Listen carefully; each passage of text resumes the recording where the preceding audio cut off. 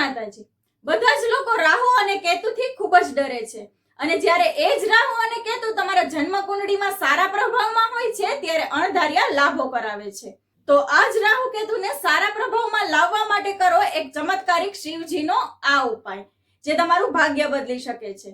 તો શું છે એ ઉપાય ચાલો જાણીએ। એ પહેલા આ વિડીયોને શેર, ફોલો અને એક લાઈક જરૂરથી કરી દેજો। જ્યારે તમારા જન્મ કુંડળીની અંદર રાહુ કેતુ ખરાબ ફળ આપી રહ્યા હોય ત્યારે દર સોમવારે શિવલિંગ પર રહેલા સર્પ ઉપર તમે જ્યારે ચંદનનું અત્તર અર્પણ કરો છો ત્યારે તમારા રાહુ અને કેતુ તમને સારા ફળ આપવા લાગે છે।